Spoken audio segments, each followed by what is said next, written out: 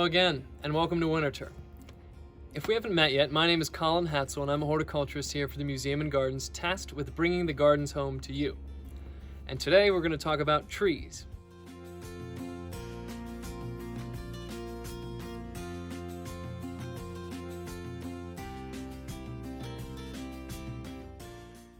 This is my favorite tree.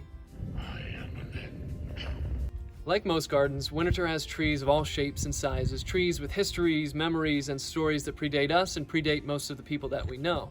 But we're lucky enough at Winterthur to have some records of those. And so I asked Carol Long, a horticulturist and my boss, and Kevin Braun, an arborist, what their favorite trees were and to provide some of the history behind those trees. This is the list that we compiled, the top 10 trees of Winterthur. Thank you so much. Good morning, my name is Kevin Braun. I'm the senior arborist here at Winterthur. A lot of people ask what an arborist actually does. So what I do here is I'm in charge of the care and maintenance of all the trees on the property. All 1,000 acres fall under me and my supervisor.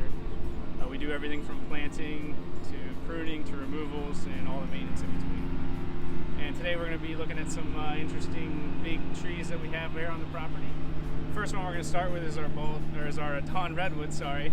So this is the state champion Don Redwood for Delaware. It's 98 feet tall. It's a deciduous conifer, meaning it loses all its leaves in the winter. So it'll go completely naked, and then it'll refoliate in the spring like it is right now. And there's a couple other deciduous conifers around. Bald cypress, which I almost said earlier, is another one that this tree often gets mistaken for.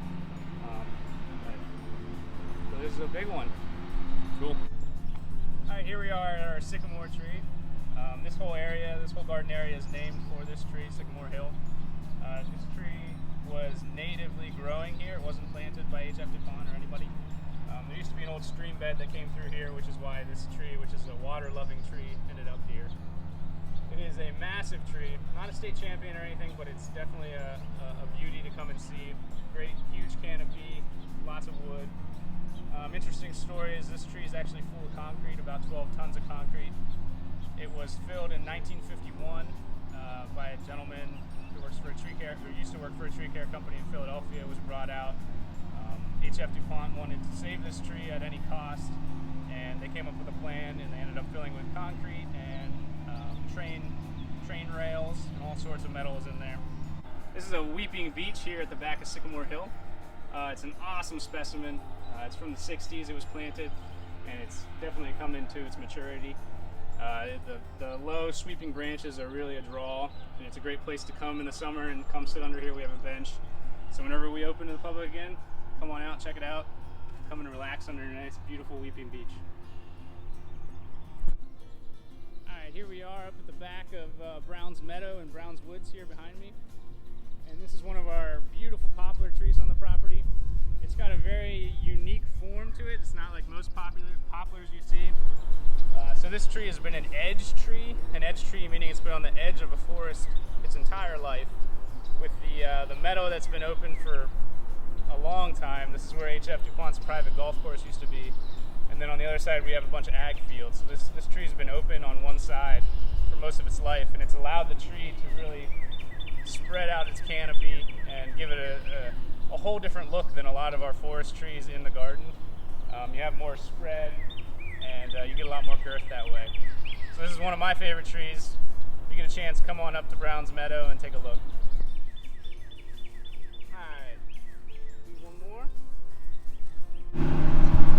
Alright, here we are on the edge of the Pinetum and Sundial. These are our Sargent crabapples. Right now they are in full glory, full bloom. So it's MALUS sargentii. It's sort of a harder species to find in the trade. These trees are very old. Early, I'd say mid-1900s they were planted. But they love this spot. They put on a great show most years, depending on the weather in the spring. But we're having a great year this year, so come on out and see them.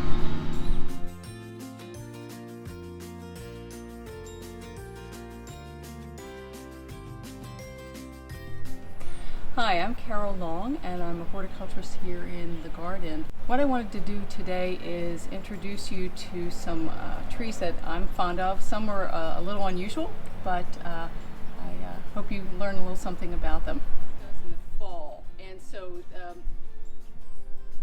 with it you can, the leaves are kind of like this slightly diamond shape, and they turn these great colors in the fall, and then when and if you can get like a little bit of the movement, that probably would be good, because in the fall it's almost like they're little crystals on a chandelier, and they shimmer in this kind of these awesome colors.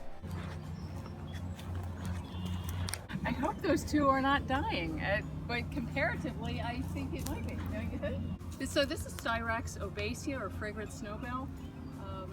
It flowers, and I think that's what most people will like about it. You can see the flower buds starting here, and it's almost like a cluster that happens.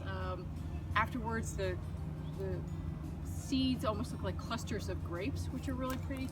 But what I like mostly about it is its bark characteristics. It has this wonderful kind of muscly, sinewy type of habit. Lichens are starting to form on it, and it just is beautiful really year-round because of that characteristic.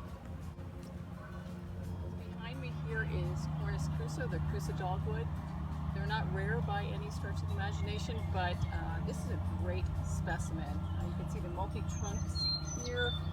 It's huge canopy. Imagine it full flower in May. And year-round you have this wonderful exfoliating bark, which really just adds to its characteristics. This tree here, this multi-stem tree, is Syringa reticulata, or the tree lilac. This is an unusual form. It's an older form where it's multi-stemmed. When you find them in the trade now, they're single-stemmed. Things are trimmed a lot more for street trees. This is more the tree form that you'll find in the trade nowadays. Welcome to Wada's Memory. Wada's Memory is a magnolia that is one of our first to flower, and it could be late March to early April. It's beautiful. It has a great shape to it. It kind of reminds me of a European beech. But what I love more than when it's in full flower is when the buds are just about to open. They are in all different directions, and to me it kind of looks like fireworks in March.